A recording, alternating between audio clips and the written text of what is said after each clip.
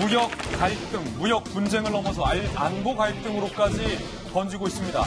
일본의 경제 보복과 관련해 아베 신조 일본 총리를 필두로 황당한 주장이 제기되고 있습니다. 대한민국이 대북 제재 규정을 위반했기 때문에 믿을 수가 없다. 이런 주장을, 이런 논리를 내세운 겁니다. 아베 신조 일본 총리의 발언부터 직접 살펴보시죠. 아베 신조 일본 총리가 후지 테레비와의 인터뷰에서 이렇게 얘기한 거예요. 한국은 대북 제재 지키고 북한의 무역 관리하고 있다지만 강제징용 문제도 국제적 약속을 안 지키는데 대북 제재, 북한과의 무역 관리 한국이 제대로 할지 글쎄요, 의심하는 건 당연하지 않냐. 그러니까 북한의 제재를 하고 있는 한국을 못 믿어서 한국에 대한 무역 보복이 정당하다라는 주장을 펼친 겁니다. 그러자 후지 TV 진행자가 이렇게 질문합니다. 아니 지금 그렇다면 한국이 일본에서 물자를 수입해서 북한으로 몰래 유출한다는 말이냐? 라고 묻자 아베 총리가 개별적 사항에 대해서는 언급을 피하겠다. 그러니까 근거도 제시하지 않은 채 일방적인 주장을 아베 총리가 펼치고 있는 겁니다. 그런데 아베뿐만이 아닙니다. 아베 최측은 하기우다 고이치 자민당 간사장 대행이 아베 총리의 최측근인데 이렇게 주장을 합니다. 한국으로 수출된 화학물질의 행선지를 알 수 없는 상황이 발생했다. 안보상 조치는 당연하다. 그러면서 에칭가스 대량 발주가 들어왔는데 우리가 수출했는데 한국 기업에서 행방이 묘연하다더라. 에칭가스는 독가스나 화학병기 생산에 사용되는 것으로 행선지는 북한이다. 전혀 사실 확인이 안 된 정말로 무시무시한 황당무계한 주장들이 아베 총리를 필두로 일본 내부에서 제기가 되고 있는 상황입니다. 김배미 박사님. 네. 아니 무슨 뜬금없는 얘기도 이런 뜬금없는 얘기가 어딨나 싶은데 지금 주장을 요약하자면 일본으로부터 우리나라가 에칭가스 같은 주요 물자를 수출해서 국제사회 몰래 북한에게 몰래 우리가 들여보내고 있다. 그런데 네. 우리가 들여보내는 물자들이 북한의 무기로 활용되고 있다. 지금 이런 주장이에요. 그러니까 일본 나름대로 논리를 개발하기 위해서 여러 차례 골몰한 느낌을 지울 수가 없는데요. 그러니까 한국에 대한 무역 제재 조치를 가하게 되는 것이 강제징용 판결에 대해서 정치적인 보복행위다라고 얘기할 수가 없는 상황이기 때문에 안보에 관한 문제를 끄집어낸 것 같습니다. 네. 그중에 이 에칭가스와 관련된 내용을 한국 기업에 수출하게 됐는데 그 행방이 묘연하다. 그리고 그것이 북으로 건너갔다라고 하는 이 사실 전문가들도 판단할 수 없는 내용들의 가짜뉴스를 퍼다나는 것 아니냐라고 비판이 제기되고 있고요. 일본이 이와 같은 입장들이 피력하다 보니까 내부적으로도 대한민국에 대해 수출 규제를 하고 있는 것들이 과연 온당하냐에 대한 여론들이 좀 찬반이 갈리는 것 같습니다.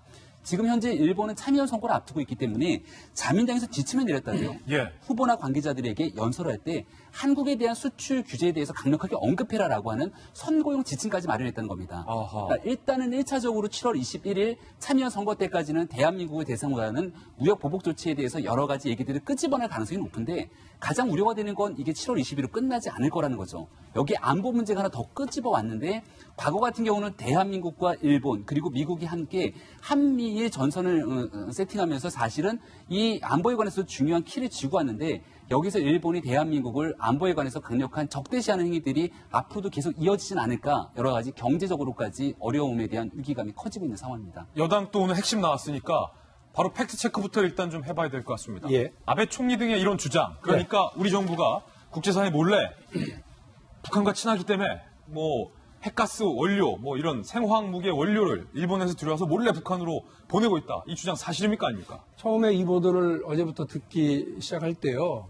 머릿속에 들었던 16자, 4자 시끄러워서 말씀을 드리면 16자. 이거 횡설수설, 횡설수설, 침소봉대, 침소봉대, 황당무계, 황당무계, 어이상실입니다. 어이상실. 문자 많이 쓰시네요. 예, 이게 지금 우리 국민들이 알 수 있는 사자성어 평상시에 쓰는 거 다 동원해도 어려운 건 없어요. 말이 되질 않는 얘기입니다. 지금은 별로 이렇게 뉴스에 안 나오는데요. 대북 워킹그룹이라고 있습니다. 이게 대북 제재를 제대로 하고 있는지 그리고 대북 이슈 관리를 제대로 하고 있는지 미국과 한국의 정부 관리들이요. 이렇게 아주 실무진들이 모여가지고 늘 이렇게 체크하고 회의하는 단위입니다. 예.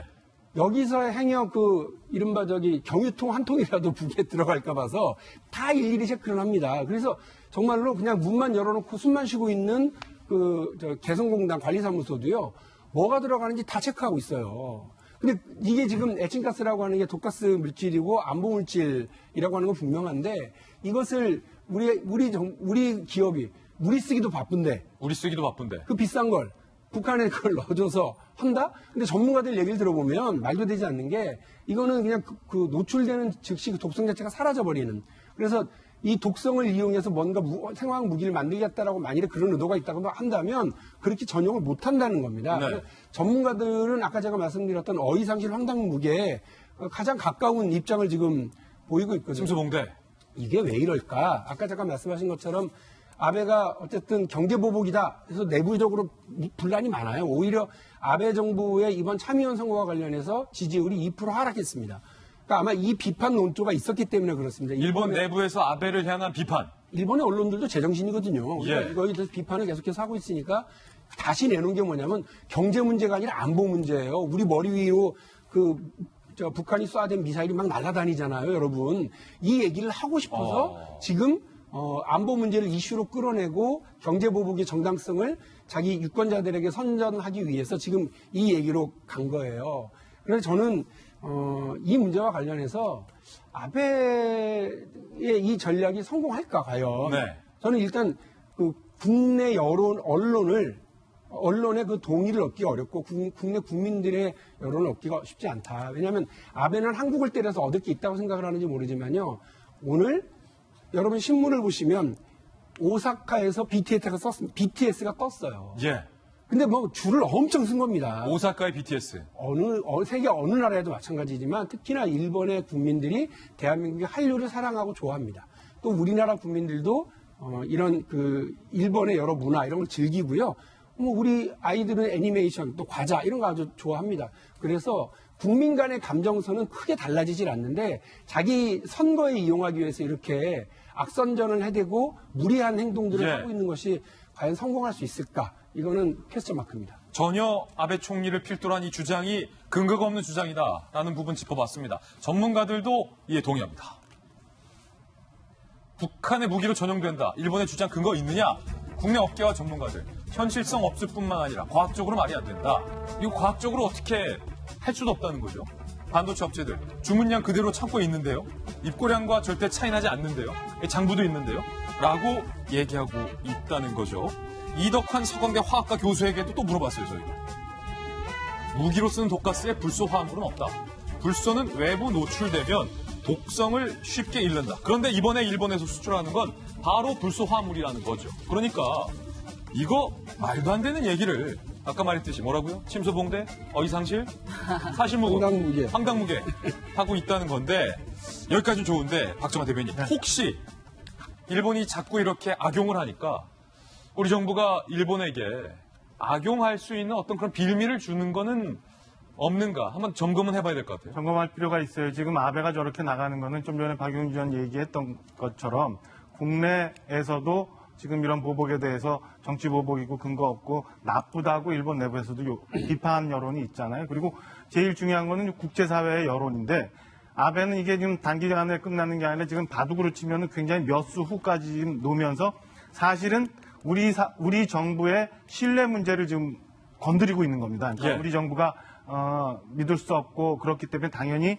이런 제재를 받아야 된다라는 분위기를 몰아가기 위해서 이렇게 가고 있는 거거든요. 우리 정부에서는 지금 모든 거를 이제 기업에만 맡겨놓고 모르겠다 아니면 지금부터 뭐 그 대체제를 좀 만들겠다 뭐 이렇게 할 게 아니라 그동안 그러면 우리가 국제사회에서 신뢰를 잃어버렸었던 건 없는지 한번 짚어봐야 될 대목이라고 보여지고요. 이런 점에서 제가 좀 걱정스럽고 우려가 되는 건 뭐냐면 지난해 많이 논란이 됐고 시끄러웠던 그리고 뭐 지금도 분명하게 그 결과가 제대로 나오진 않았습니다만은 우리 북한산 석탄 밀 반입 문제가 있었잖아요.